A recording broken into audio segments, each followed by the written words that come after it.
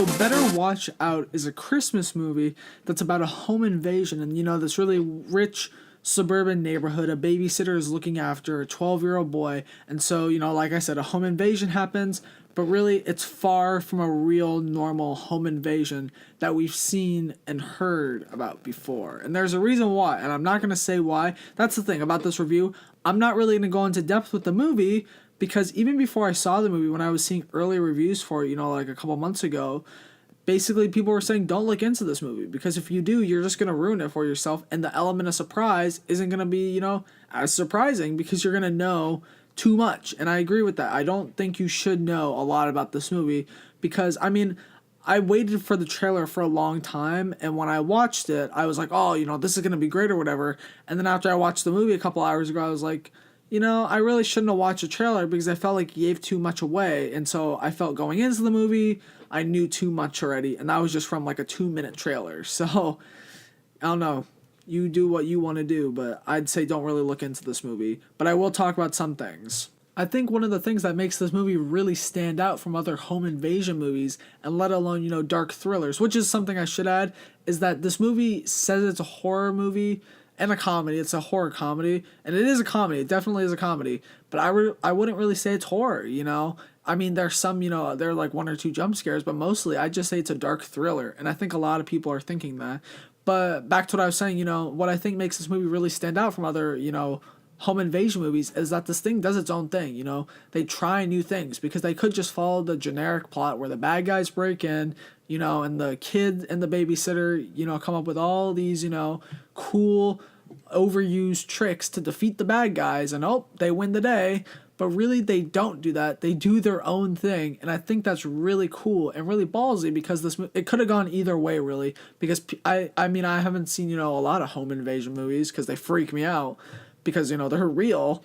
But like, it's ballsy because they could have done this the way they did, and it could have failed. It could have flopped, because people haven't seen something like that before, and it could have just been horrible.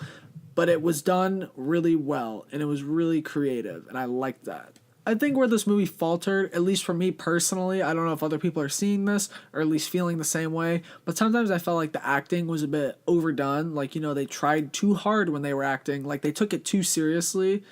And especially from the actress who played the babysitter named Ashley. I think the actress's name is Olivia, I think it's Dejon. I'm probably pronouncing that wrong, but that's who the actress is. I felt like sometimes in the movie, like, her acting was a little bit too serious when it really should have been lighthearted. Not for the scenario, but just for the movie overall. Like, you should be having a fun time when filming a movie like this. And you'll know why if you see the movie. Maybe I'm just sounding like a total idiot here saying, oh, you need to have fun when you're filming a home invasion movie. But no, with the movie the way it is, it's a lighthearted movie, but like, it's still, it's still focused on a dark subject, but like, it's fun. You can clearly tell that the 2 other kids in the movie are having a lot of fun filming this, and she's just being super serious and like, no, you cannot do that. And for the reason why she has to be serious in the movie, I guess you could argue that, oh well, she needs to be serious. But even before, the home invasion starts, sometimes her acting is just a little weird, and it just felt really out of place sometimes. But overall, the cast was just great. I felt like they all worked together at least, so I guess I could give them that. Another thing that really just felt weird and out of place to me was that before I started my review, I went back and I rewatched a couple scenes, the scenes that I really liked, and I started from the beginning and went towards the end. And so there were just some scenes that like don't really make sense. Like at the beginning when the babysitter's going to the house, she's in her car talking on her phone, and they do that thing, you've seen this done before, where like the car stops with the protagonist in it, and then they continue to drive, and then in the background you see another car, and like the headlights turn on or the engine starts, and then they follow them. That happens in this movie at the very beginning, but they never explain who is in the car.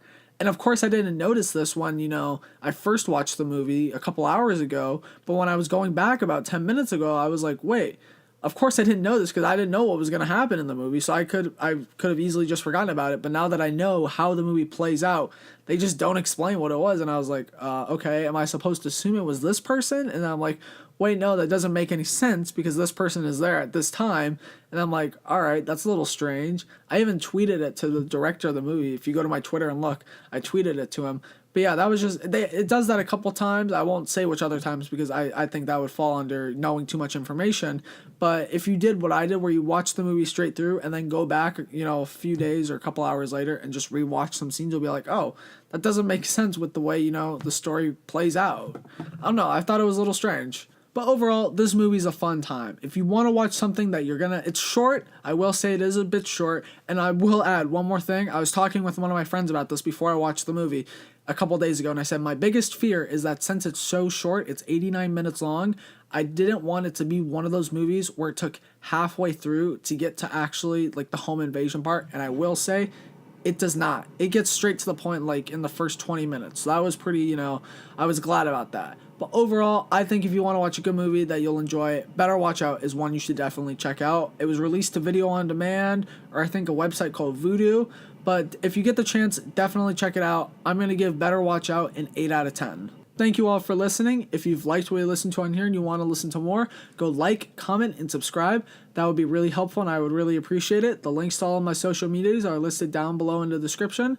Other than that, this has been A Talk in Depth.